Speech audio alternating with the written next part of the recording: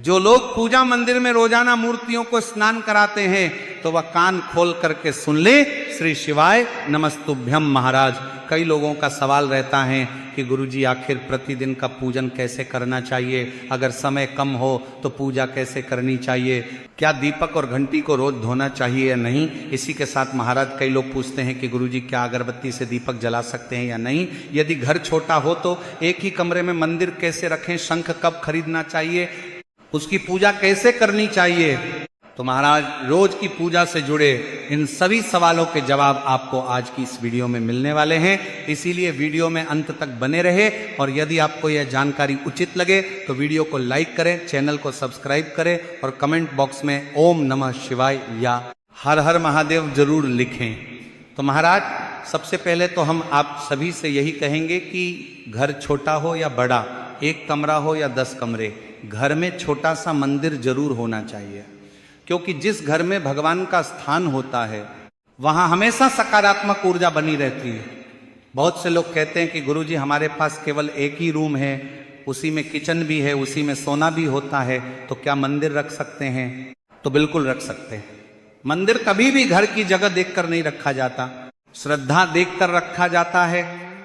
अगर एक ही कमरा है तो आप दीवार पर ऊंचाई में छोटा सा मंदिर बना लीजिए या लकड़ी का छोटा मंदिर रख लीजिए, लेकिन एक बात का ध्यान रखिएगा कि मंदिर के सामने साफ सफाई जरूर होनी चाहिए। और अगर एक ही कमरे में मंदिर है तो रात के समय मंदिर में पर्दा जरूर कर दीजिए, क्योंकि भगवान का स्थान हमेशा मर्यादा वाला होना चाहिए। रात में जब आप सोने जाएं तो मंदिर का पर्दा लगा दीजिए, सुबह उठकर स्नान करने के बाद उसे हटा दीजिए। अब महाराज कई लोग ये भी पूछते हैं कि गुरुजी मंदिर किस दिशा में होना चाहिए। तो देखिए, अगर सही दिशा मिल जाए तो बहुत अच्छी बात है, लेकिन अगर घर छोटा है और जगह की कमी है तो जहाँ साफ और शांत स्थान मिले वहीं मंदिर बना लीजिए। अब महाराज बात आती है कि मंदिर में कौन कौन से देवी देवताओं की फोटो या मूर्ति रखनी चाहिए। तो देखिए महाराज, बहुत से लोग हर जगह से फोटो लाकर मंदिर में रखते जाते हैं, जहां भी गए जो भी दिखा उठाकर ले आए, लेकिन ऐसा नहीं करना चाहिए। मंदिर में उतनी ही फोटो और मूर्तियां रखें जिनकी आप नियमित पूजा कर सकें। जरूरत से ज्यादा फोटो रखने से मंदिर भरा भरा और अस्त व्यस्त लगने लगता है। इसीलिए हो सके तो घर के मंदिर में इन पंच देवताओं को जरूर रखें। सबसे पहले भगवान गणेश जी, फिर भगवान शिव, माता लक्ष्मी, भगवान विष्णु और सूर्यदेव। कई घरों में सूर्यदेव की फोटो नहीं होती, लेकिन कोशिश कीजिए कि पंच देवताओं का स्थान मंदिर में जरूर रहे। अगर आपके पास बहुत सारी अतिरिक्त तस्वीरें हैं और उनकी नियमित पूजा नहीं हो पाती तो उन्हें सम्मान पूर्वक लाल कपड़े में बांधकर किसी साफ स्थान पर रख दीजिए। पुरानी या टूटी हुई तस्वीरों को मंदिर में जमा करके नहीं रखना चाहिए। इसी के महाराज एक बात का विशेष ध्यान रखिएगा, मंदिर कभी भी स्टोर रूम जैसा नहीं होना चाहिए। कई लोग मंदिर में हर तरह की चीजें भर देते हैं, पुरानी माला, टूटे हुए दीपक, खराब फोटो, खाली डिब्बे, ये सब नहीं रखना चाहिए। मंदिर जितना साफ और व्यवस्थित रहेगा मन भी उतना शांत रहेगा। अब महाराज बात करते हैं रोज की पूजा कैसे करनी चाहिए। तो देखिए, पूजा के लिए सबसे जरूरी चीज है श्रद्धा। अगर आपके पास बहुत समय है तो आप विस्तार से पूजा कीजिए, लेकिन अगर समय कम है तो भी चिंता करने की जरूरत नहीं है। भगवान आपके मन का भाव देखते हैं। तो सुबह उठने के बाद सबसे पहले स्नान करके साफ कपड़े पहन लीजिए, उसके बाद मंदिर की साफ सफाई कर लीजिए। अगर रोज पूरी सफाई नहीं कर पाते हैं तो कम से कम कपड़े से मंदिर को हल्का सा पोंछ जरूर दीजिए। फिर भगवान के सामने दीपक प्रज्वलित कीजिए। बिना दीपक के पूजा अधूरी मानी जाती है, इसलिए कोशिश कीजिए कि सुबह शाम कम से कम एक दीपक जरूर जलाएं। अब महाराज कई लोगों का प्रश्न रहता है कि क्या गुरुजी अगरबत्ती या धूप बत्ती दीपक से जला सकते हैं या नहीं। तो देखिए, बिल्कुल जला सकते हैं, इसमें कोई दोष नहीं लगता है। कई बार माचिस गीली हो जाती है, कई बार पास में नहीं होती हैं, तो ऐसे में दीपक से अगरबत्ती जला लेना बिल्कुल सामान्य बात है। लेकिन महाराज एक बात का ध्यान रखिएगा, दीपक को कभी भी फूंक मारकर नहीं बुझाना चाहिए। अगर दीपक बुझाना जरूरी हो तो हाथ से धीरे से ढककर बुझाइए, क्योंकि दीपक को बहुत पवित्र माना जाता है। अब महाराज बात करते हैं दीपक को कितनी बार धोना चाहिए। देखिए, अगर आपके पास समय है तो सुबह और शाम दोनों समय दीपक धो सकते हैं। लेकिन अगर समय नहीं है तो सुबह वाला दीपक शाम को भी इस्तेमाल कर सकते हैं, इसमें कोई दोष नहीं लगता। जैसे सुबह का बना भोजन शाम तक बासी नहीं कहलाता, वैसे ही उसी दिन का दीपक भी बासी नहीं माना जाता। लेकिन महाराज अगले दिन उस दीपक को धो लेना चाहिए। कई माताएं छोटी छोटी बातों को लेकर बहुत ज्यादा डर जाती हैं कि ऐसा हो गया तो दोष लग जाएगा, वैसा हो गया तो अशुभ हो जाएगा। तो हम आप सबसे यही कहना चाहेंगे कि भगवान डराने के लिए नहीं है, भगवान तो हमारे माता पिता जैसे हैं। अगर सच्चे मन से पूजा करेंगे तो भगवान जरूर प्रसन्न होंगे। और महाराज एक बात का हमेशा ध्यान रखिएगा कि मंदिर को कभी खाली मत रखिए। मंदिर में एक लोटा जल हमेशा भरा होना चाहिए, क्योंकि जहां जल होता है वहां सकारात्मक ऊर्जा बनी रहती है। उस जल में आप एक फूल भी डाल सकते हैं। अगले दिन उस जल को आप तुलसी माता को छोड़कर और अन्य किसी भी पौधे में डाल सकते हैं। अगर आपने जल को ढककर रखा है तो उसे प्रसाद की तरह ग्रहण भी कर सकते हैं और उसी जल से आप चाय भी बना सकते हैं। अब महाराज भोग की बात कर लेते हैं। देखिए, भगवान को रोज कुछ ना कुछ भोग जरूर लगाइए। जरूरी नहीं कि बहुत बड़ी मिठाई ही हो, आपके पास जो भी हो, मिश्री, बताशा, फल, गुड़, चीनी, दूध, कुछ भी श्रद्धा से भगवान को अर्पित कर सकते हैं। बाहर से कोई भी खाने की चीज लाएं तो पहले भगवान को जरूर चढ़ाइए, उसके बाद ही स्वयं ग्रहण कीजिए। और जिन बर्तनों में भगवान का भोग लगाते हैं उन्हें साफ रखना बहुत जरूरी है। कोशिश कीजिए कि भोग के लिए अलग छोटे बर्तन रखें, शाम को उन्हें धोकर रख दीजिए ताकि अगले दिन फिर साफ तरीके से भगवान को भोग लगाया जा सके। अब महाराज बहुत सारी माताएं यह भी पूछती हैं कि अगर रोज फूल ना मिले तो क्या करें। तो देखिए, फूल मिल जाएं तो बहुत अच्छी बात है, लेकिन अगर नहीं मिलते तो चिंता करने की जरूरत नहीं है। भगवान केवल फूलों से प्रसन्न नहीं होते, सच्चे मन से प्रसन्न होते हैं। बिना फूल के भी आप पूजा कर सकते हैं, भगवान का नाम ले सकते हैं, दीपक जला सकते हैं। और महाराज फूलों को कभी धोकर नहीं चढ़ाना चाहिए। बेलपत्र और तुलसी पत्र को धो सकते हैं, लेकिन फूलों को धोना सही नहीं माना जाता है। कई लोग पूछते हैं कि बिना नहाए फूल तोड़ सकते हैं या नहीं, तो हाँ, जरूरत पड़े तो तोड़ सकते हैं, लेकिन कोशिश यही करनी चाहिए कि साफ सफाई का ध्यान रखा जाए। अब महाराज माताओं का एक बहुत ही सुंदर प्रश्न कि कई बार छोटा बच्चा होने की वजह से समय नहीं मिल पाता है। सुबह बच्चे को संभालना, घर का काम करना, खाना बनाना, ये सब इतना आसान नहीं होता। ऐसी स्थिति में अगर पूजा समय पर ना हो पाए तो क्या करे? तो महाराज खुद को दोष मत दीजिए। बच्चा संभालना भी बहुत बड़ी जिम्मेदारी और बहुत बड़ी पूजा है। इसीलिए महाराज जब भी समय मिले 2 मिनट भगवान के सामने जाकर प्रणाम कर लीजिए, क्षमा मांग लीजिए और भगवान का नाम ले लीजिए। भगवान आपके मन की स्थिति समझते हैं, उन्हें केवल आपका प्रेम चाहिए। अगर वीडियो अच्छा लग रहा है तो वीडियो को लाइक जरूर कर दीजिएगा, चैनल को सब्सक्राइब कर लीजिएगा और कमेंट बॉक्स में ओम नमः शिवाय या हर हर महादेव जरूर लिखिएगा। तो चलिए महाराज, अब बात करते हैं शंख की, क्योंकि बहुत से भक्तों का यही सवाल रहता है कि गुरुजी शंख घर में रखना चाहिए या नहीं, कौन सा शंख रखना चाहिए, कब खरीदना चाहिए और उसकी पूजा कैसे करनी चाहिए। तो देखिए महाराज, शंख को बहुत ही शुभ माना जाता है। शंख को भगवान विष्णु का स्वरूप माना गया है और जहां शंख होता है वहां सकारात्मक ऊर्जा बनी रहती है। लेकिन शंख रखने के भी कुछ साधारण नियम होते हैं जिनका ध्यान रखना जरूरी है। सबसे पहले तो कोशिश कीजिए कि चिकना वाला शंख घर में रखें। बहुत से लोग 2 शंख रखते हैं, एक बजाने के लिए और एक पूजा के लिए। लेकिन अगर आपके पास एक ही शंख है तो आप उसी की पूजा भी कर सकते हैं और जरूरत पड़ने पर बजा भी सकते हैं। अब महाराज कई लोग पूछते हैं कि गुरुजी शंख को कहाँ रखना चाहिए।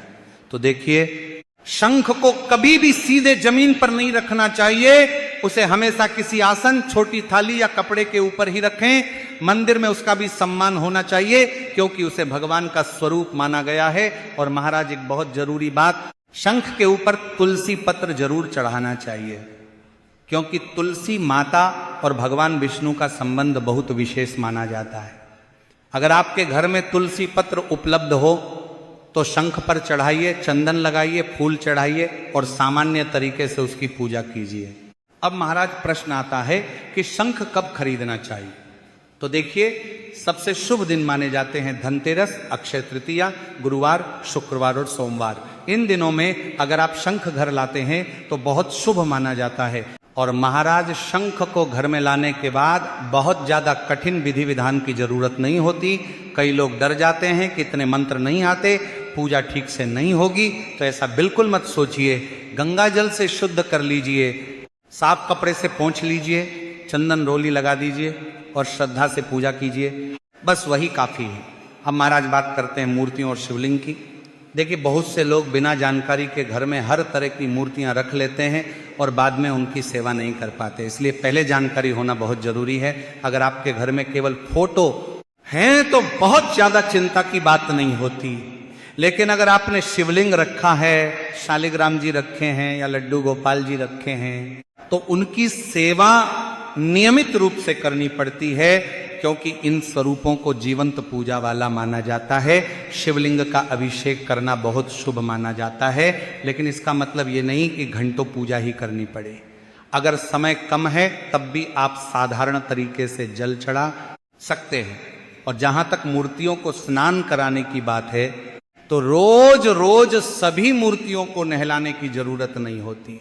कई लोग बिना वजह हर मूर्ति को पानी से धोते रहते हैं, जिससे मूर्तियां खराब होने लगती हैं।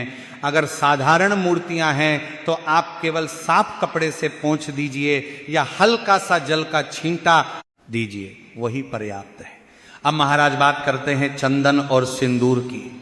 बहुत से लोगों का प्रश्न रहता है कि गुरुजी, अगर एक बार चंदन घोल लिया तो क्या उसे अगले दिन इस्तेमाल कर सकते हैं या नहीं? तो देखिए, अगर साफ तरीके से रखा गया है तो आप उसे दोबारा भी इस्तेमाल कर सकते हैं। हर चीज को लेकर डरने की जरूरत नहीं है। कई लोग चंदन लकड़ी वाला इस्तेमाल करते हैं जिसे पत्थर पर घिसा जाता है, और कई लोग पाउडर वाला चंदन इस्तेमाल करते हैं। दोनों सही हैं, आप अपनी सुविधा के अनुसार भगवान को चंदन लगा सकते हैं। और जहां तक सिंदूर की बात है, तो भगवान को जो सिंदूर लगाया जाता है उसे इधर उधर नहीं फेंकना चाहिए, या तो मांग में लगाइए या किसी साफ कपड़े में पोंछ दीजिए। अब महाराज, एक बहुत जरूरी बात जो हर घर की महिलाओं को जाननी चाहिए। कई बार ऐसा होता है कि पूजा के दौरान कुछ सामग्री बच जाती है, जैसे धूप बत्ती की राख, पुराने फूल, माला या बची हुई बाती, तो बहुत से लोग उन्हें सीधे डस्टबिन में फेंक देते हैं। लेकिन ऐसा नहीं करना चाहिए।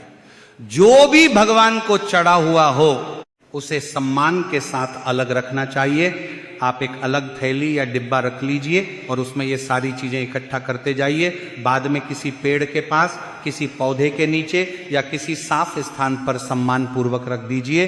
ध्यान रखिए, नाली या गंदगी वाली जगह पर भगवान से जुड़ी चीजें नहीं डालनी चाहिए। ये श्रद्धा और सम्मान की बात होती है। अब महाराज बात करते हैं बची हुई बाती की। बहुत से लोग पूछते हैं कि दीपक की बची हुई बाती का क्या करें? तो देखिए, उसे इकट्ठा करके रख सकते हैं और जब ज्यादा हो जाए तो एक साथ जला सकते हैं। अब महाराज, तुलसी माता के बारे में भी एक जरूरी बात आप सभी को पता होना चाहिए। बहुत से लोग पूछते हैं कि तुलसी माता के पास रोज दीपक जला सकते हैं या नहीं? तो बिल्कुल जला सकते हैं, बल्कि तुलसी माता के पास दीपक जलाना बहुत शुभ माना जाता है। लेकिन कोशिश कीजिए कि तुलसी जी के लिए अलग दीपक रखें। अगर मिट्टी का दीपक है तो उसे बार बार इस्तेमाल करने की बजाय बदलते रहिए, क्योंकि मिट्टी का दीपक धीरे धीरे अशुद्ध माना जाने लगता है। अगर संभव हो तो पीतल का छोटा दीपक रख लीजिए जिसे रोज साफ किया जा सके। और महाराज, तुलसी माता के पास शाम के समय दीपक जरूर जलाइए। माना जाता है कि इससे घर में सुख, शांति और सकारात्मक ऊर्जा बनी रहती है। अब महाराज, कई लोग कहते हैं कि गुरुजी, कभी कभी हम सुबह कुछ खा लेते हैं और उसके बाद पूजा होती है, तो क्या दोष लगता है? तो देखिए महाराज, नियम तो यही है कि पहले भगवान को भोग लगाना चाहिए और उसके बाद हमें भोजन ग्रहण करना चाहिए। लेकिन अगर मजबूरी है, बच्चा संभालना है, दवाई खानी है या कोई और परिस्थिति है, तो खुद को दोष मत दीजिए। भगवान आपकी परिस्थिति समझते हैं, इसलिए अपने मन में डर मत रखिए। बस भगवान को भूलिए मत, चाहे 2 मिनट ही सही, लेकिन रोज भगवान को प्रणाम जरूर कीजिए। इसी के साथ महाराज, जब भी आप कोई पाठ करें, जैसे सुंदरकांड, रामायण, दुर्गा सप्तशती या कोई भी बड़ा पाठ, तो कोशिश कीजिए कि नीचे आसन लगाकर बैठकर ही पाठ करें। क्योंकि बैठकर पाठ करने से मन अधिक शांत रहता है और ध्यान भी अच्छी तरह लगता है। अब महाराज बात करते हैं आरती की। बहुत से लोग पूछते हैं कि अगर समय नहीं है तो क्या आरती जरूरी है? तो देखिए, अगर समय है तो आरती जरूर कीजिए। भगवान का नाम जितना लिया जाए उतना ही अच्छा है। लेकिन अगर बहुत जल्दी है तो केवल छोटे मंत्र बोलकर भी पूजा पूर्ण की जा सकती हैं। जैसे आप कर्पूर गौरम करुणावतारम जैसे मंत्र बोल सकते हैं। और जरूरी बात जो अक्सर लोग पूछते हैं कि मंदिर में कितने दीपक जलाने चाहिए, तो देखिए ये आपकी श्रद्धा और सुविधा पर निर्भर करता है। कोई एक दीपक जलाता है, कोई 2 जलाता है, लेकिन कम से कम एक दीपक सुबह और एक शाम को जरूर प्रज्वलित करना चाहिए। और दीपक जलाते समय एक बात का ध्यान रखिए कि दीपक स्थिर जगह पर होना चाहिए। कई बार लोग ऐसे स्थान पर दीपक रख देते हैं जहां हवा ज्यादा आती है या बच्चों का हाथ पहुंच सकता है। इसलिए हमेशा सुरक्षित और साफ स्थान पर दीपक रखें। अब महाराज बात करते हैं पूजा के समय साफ सफाई की।